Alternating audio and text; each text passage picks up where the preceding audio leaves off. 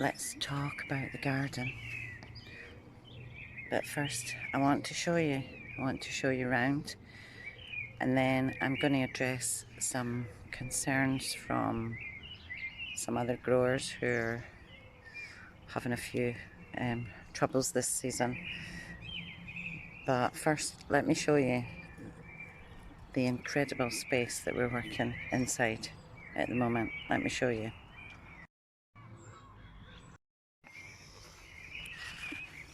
Welcome to the community garden.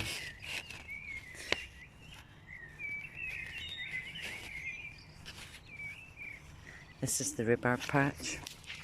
We moved this quite recently and it's looking really nice. Really nice. This is our little soft fruit orchard. Oh, watch my feet.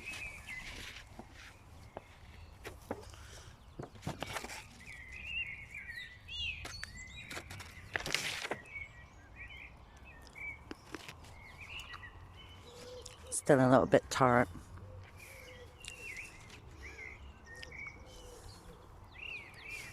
It's nice when the birds leave some.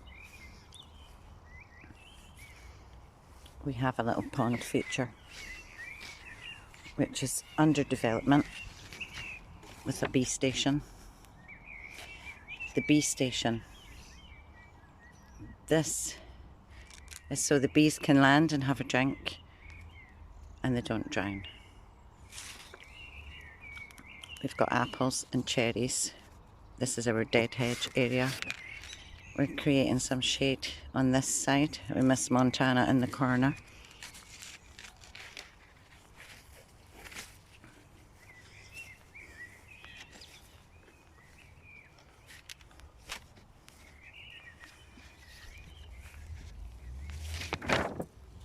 The blueberries need a bed.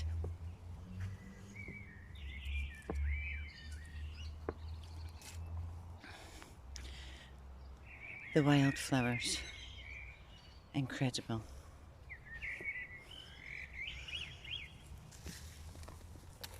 And our little visitor has fallen over.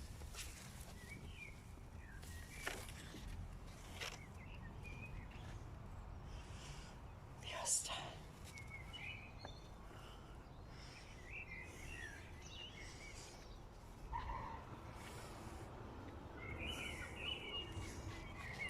I've started lifting these onions. They're pretty huge and they're ready.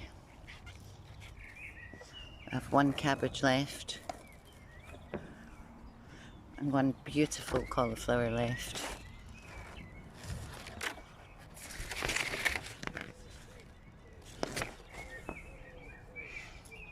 And some new ones in there. The peas are ready.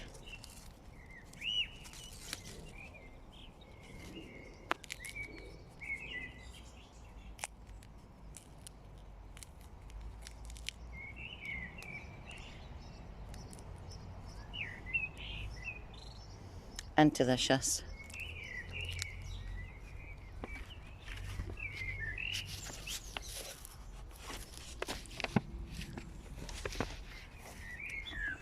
This is Fred. I even have some hops this year. Golden hops.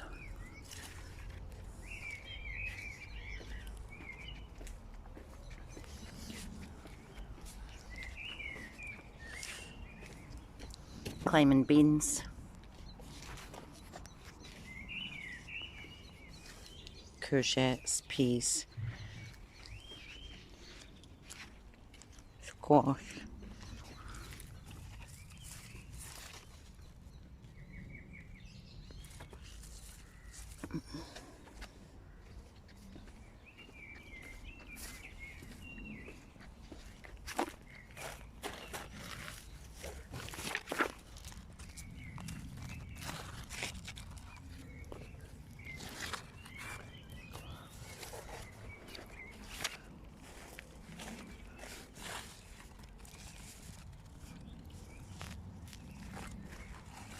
Everything's producing.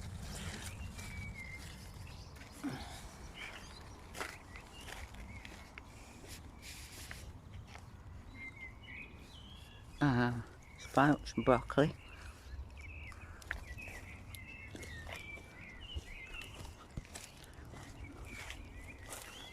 Spring cabbage.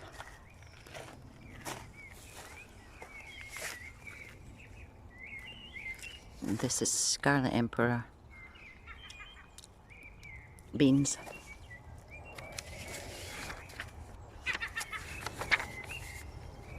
We have tree cabbage.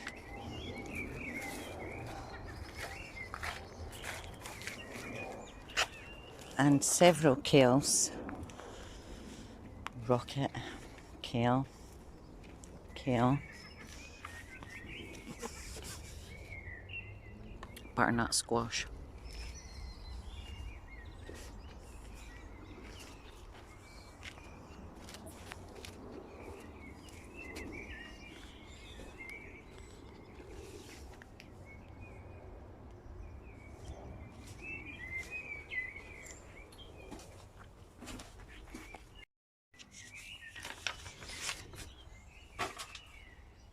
I'd like to address some issues that Anna's Food and Lifestyle has highlighted. Some of the seasonal stuff is performing strangely. It's the strangest season ever. I want to show you the tomatoes. I want to show you the different tomatoes. So these tomatoes, you can see, are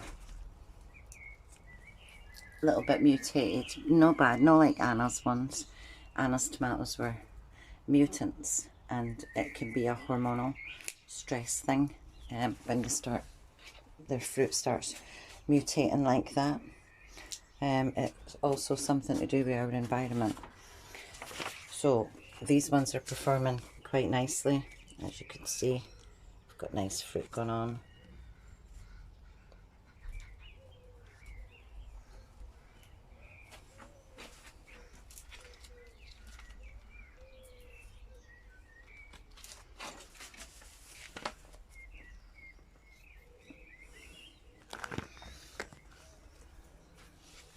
And this variety here is the indigo ones are the dark ones, and the sun gold are reliably good. I think probably the point I'm trying to make is this season is anything but typical, and I've watched it develop over several years. And being old school, yeah, uni hates it, and you're a critical thinker and you like to mitigate and go outside the box, because that's not allowed. Well, unfortunately for them, that's just the kind of brain I've got. So what I've done, and this is important, this is going to be important for people who not only just grow their food, but for all of us, so that we can actually eat.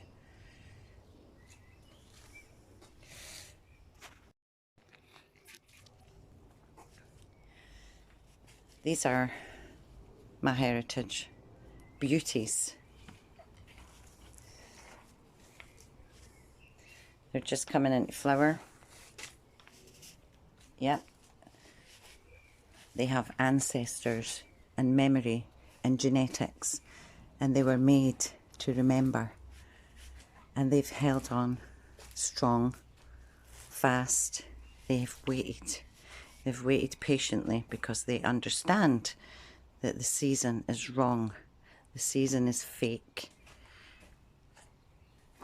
And I'm going to show you. This whole section is black cherry, green zebra, and then we have this lot, which I'm still to tackle, which have bolted quickly. Big Daddy. Don't think any of these are heritage, but you can see that they've suffered a bit of stress. They've grown faster than, well, certainly faster than these, and when the season gets strange like that for plants, tomatoes are very sensitive to UV light and temperatures and everything else. And you start going above 20 degrees and you're going to start boiling your tomatoes. And in here, just today, we've been up to 44, and that's cool compared to some days I've had in the past 2 months. So we're going to see how it goes. But this is important. Heritage seeds, they're strong, they have a memory. They remember. We have to remember. These guys here are looking great at the moment. But these are all Formula 1. Formula 1, which is to me a one-night stand, genetically modified, instant gratification, no males involved, purely females, made to produce, one time only, goodbye.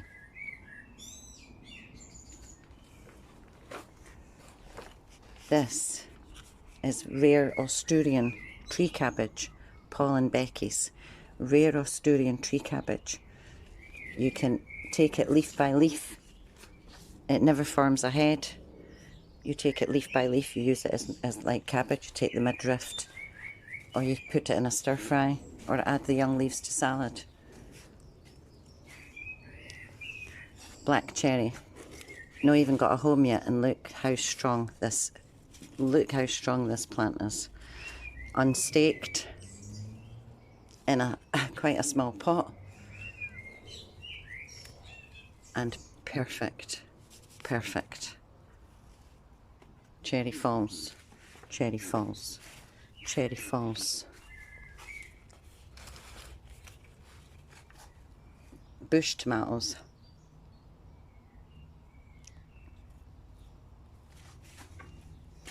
So the importance is the seeds, first of all.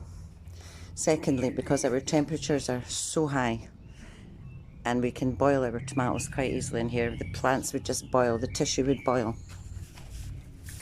This is a new method I'm trying just for the season, because when everything else has dried up, this is still wet.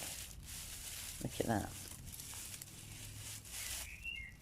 So, when you need to mitigate water circumstances, when we've not got enough water, we're using absolute rain capture and nothing else. It's important, water's important, so I'm going to water this tunnel well. This is a game changer, not just for the winter. I used it in the winter, it stopped my beds from freezing outside. Now I'm using it in the summer, well, spring, because the heat's intense. It's like scorched earth and the beds are drying up before they can even get the moisture in them. So look at this, look, it's still wet. And it's been a really hot day. If you water the bed, it trickles through instead of just dispersing. Whereas the beds that have not got water are still really quite dry.